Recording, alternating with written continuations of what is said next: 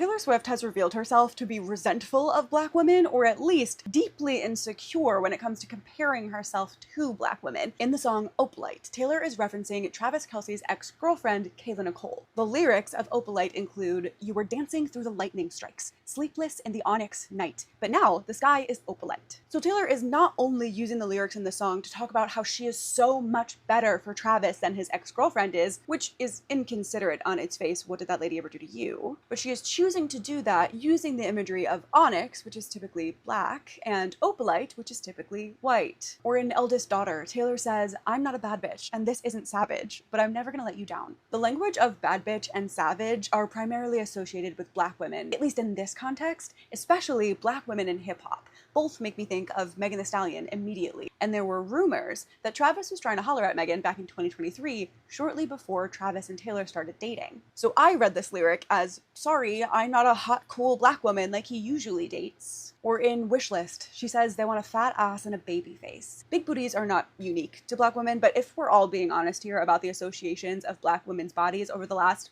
400 years, big booties are and have been associated with Black women. Now, could I understand why Taylor might be insecure about this? Yeah. Knowing that thousands, if not millions of people are looking at your man's exes and then looking at you like, huh? Would make me insecure too. But to be even relatively conscious of the trope of white men dating Black women until it's time to settle down and have white babies, or the trope of men dating Black women until they get richer or more famous, or to know the way that Kayla Nicole has been dragged to hell and back because her high-profile ex, a white man, started a very public relationship with one of the biggest pop stars in the world, a white woman, and how many people hurled racist jokes at her and Black women generally for it, to know all that and still dunk on her one more time to your millions of loyal fans. For this to come up on at least 3 different songs in one album, for her to play into harmful tropes that she has to be aware of, and for so many of Taylor's fans to not notice or just not care, this album is simply not for me. There is enough thinly veiled racial resentment in the world toward Black women. I don't need it in my pop box. There's a video going around claiming that Taylor Swift has finally agreed that she's jealous of Black women. And the internet is not having the moment. People are calling her out, breaking down lyrics and bringing up all interviews like CSI. Hey, so if a Black woman or a person of color is telling you that something is racist, something is microaggressive, something is not sitting with them the right way, that is not the time for you as a white person to open your mouth and say, actually, no. Yes, I'm talking about Taylor Swift. I'm talking about the critiques surrounding Taylor Swift. I know we're tired. I know it's been talked about ad nauseum, but I do think this is really important and it's something that we should continue to talk about. So one side of the criticisms about this album are related to stylistic choice, vocals, musical composition, right? People can have their opinions on that. What I want to talk about is the critiques of the lyrics, and specifically the way people are critiquing the racist and microaggressive undertones that are within the lyrics. And a large majority of the people calling that out and noticing that are Black women and people of color. And I am seeing white women like myself commenting back on a lot of those critiques saying, but she didn't mean it in this way. And you're reaching and you're looking too far into it, and it's not racist. Like, how could she be racist when in her music video she surrounded herself with people of color and she endorsed Kamala Harris for all of these people are making excuses like this for a person that they don't even know. It's so wild to me. When a Black person or a person of color says that something is racist, that is not when we go, hey, actually, no. We have to sit with that and reflect and go, why didn't I think of it that way? How can I do better in the future? How can I call this out? How can I, et cetera, et cetera. There is work that has to be done. If your first instinct, when a Black person or a person of color says something is racist, if your first instinct is to say actually or but, there is work that needs to be done. It's so disheartening to me to see people defend this album and defend a billionaire with their whole fucking life when there are so many other people that energy could go towards, particularly people of color. Like, people of color are being unalived, They are being abducted in the streets. They are abroad and domestically are experiencing violence on insane levels. And so many people have not had the energy or the intensity in speaking about those things. But when it comes to Taylor Swift, they are fighting for their lives in the comment section. We should be fighting for our lives in the comment section when it comes to trans people, violence against Black people, immigrant rights, Palestine. These are things we should be fighting for our lives for in the comment section. These are things we should be going out and protesting, rather than like going and defending a white billionaire who you've never met. Anyway, this is the last show I'm going to say on Taylor Swift because she doesn't deserve my time, energy, the space on my phone anymore, because it just makes me so fucking grossed out the way people are invalidating Black women when they say something is racist. It's so like, white women, we need to have a chat like us and stop relying on Black women to do all of this work and hold all of this burden for us to then go back and invalidate them.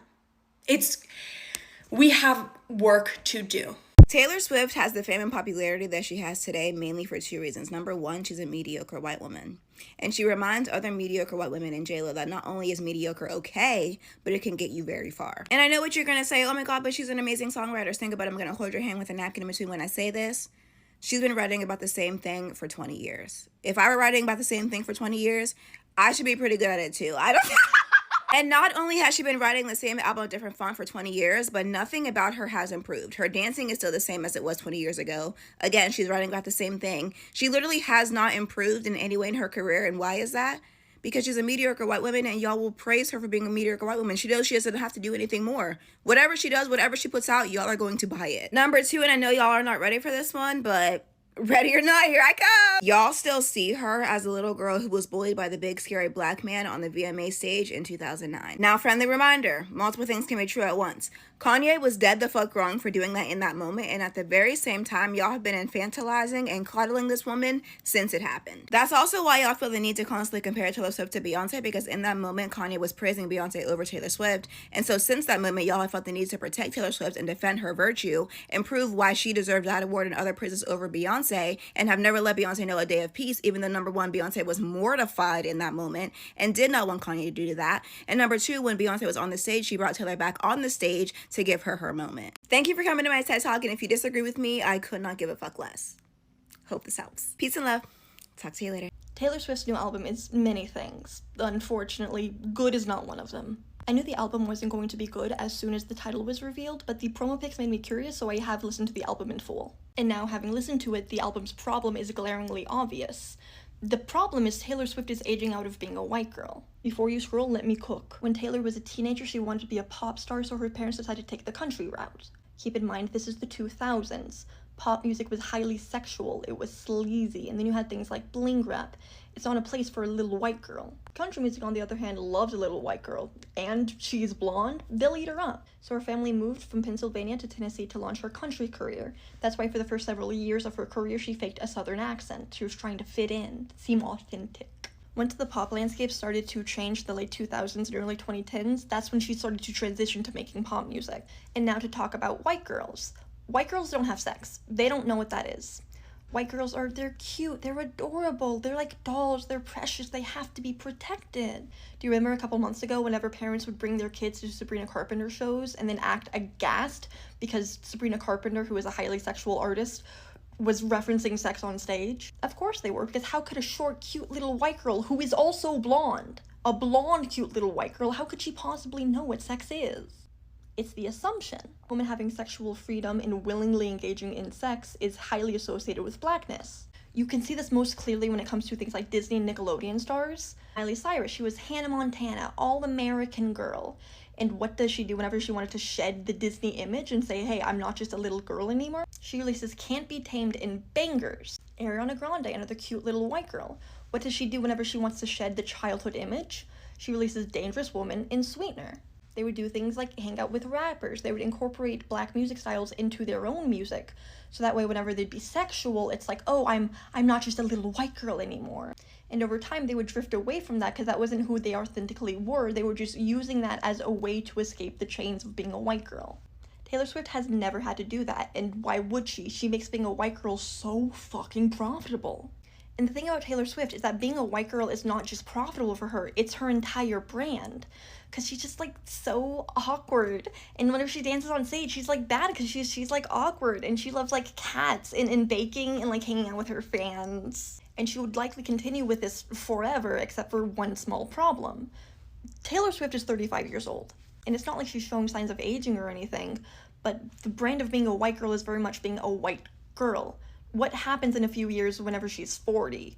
What happens whenever she starts to get wrinkles? Once you're middle-aged, it's not cute anymore to be awkward. So she's aging out of being a white girl, but she doesn't have a brand or really even a sense of self outside of being a white girl. Also, low-key, this is the entire key to her relationship with Travis Kelce, which is not going to go well, but that's a story for another day. And keep in mind, the world has been moving on. An artist like Sabrina Carpenter could not exist 10 years ago. There was nowhere in the pop landscape for her. For like a cute little white girl who's that sexual. It didn't exist. And then on top of that, things have been rapidly changing politically.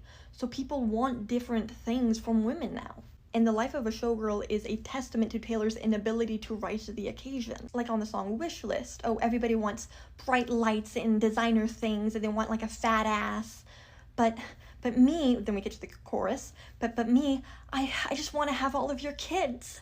I want to have all of your kids, and then I want to live in a house, and I want the driveway to have a basketball hoop in it for our kids. And Taylor's personal struggle between her being her own woman and her being a cute little white girl is really embodied by the song Wood. It's called Wood because it's in reference to Travis Kelce's, it's that. But the song isn't sexual at all, because the song isn't about sex. It's about a woman justifying the fact that she has sex. The song starts with her picking petals off of a daisy. Oh, he loves me not. Taylor portrays herself as being super insecure until Travis Kelce digmatizes her and opens up her eyes. And keep in mind, white girls cannot be sexual beings. It's not that she has sexual feelings, it's that a man came along and unlocked it in her. The curse was lifted. You see, you guys, it's not about sex at all. It's about love. His love was the key that opened my thighs. I don't have sexual feelings. I'm just a little white girl. Because this album is supposed to be her embodying her sexual energy, thus, Life of a Showgirl. But Taylor either feels unable or isn't willing or whatever it is you want it to be. Taylor doesn't actually embody it. She doesn't explore it because the embodiment of her sexual energy would come at the expense of the brand of Taylor Swift. It's seemingly not compatible, or at least she thinks or her team thinks that it's not compatible. So she has to be her own fully embodied grown woman in order to keep up with the times, but she also has to be like a cute little white girl in order to keep up with the brand of Taylor Swift. And in trying to do both, she successfully does nothing. I would be really curious to know if the album was even her idea, especially since so many of the songs sound like rejected tracks off of some of her old albums. Also, how are you gonna have an album called Life of a Showgirl and yet not a single fucking song on the album has a brass section? Showgirl music is big band, it's blaring horns, it's a hell of a lot of fun, and it just did not exist on this album. Not to mention, none of the songs actually have anything to do with being a showgirl, and really not even the song The Life of a Showgirl. Like, she could have just used the word follies once, and I would have been satisfied. But discussing why the music isn't good sonically is not really the purpose of this video. If you have any questions or you disagree with me, please let me know. I love thinking about white women, and Taylor Swift is just, she's the embodiment of it. She really is. Why does this story hit so deep? Because it's not about Taylor Swift, it's about how white femininity has always been positioned in relation to black womanhood through envy, admirations, fear, and sometimes exploitation. And then there's a contest, people comparing how Taylor Swift. Okay, let's talk about the word jealousy. When people say Taylor Swift is jealous of black women, they are not talking about personal insecurity, like, oh, I wish I had her head. They're talking about sexual jealousy.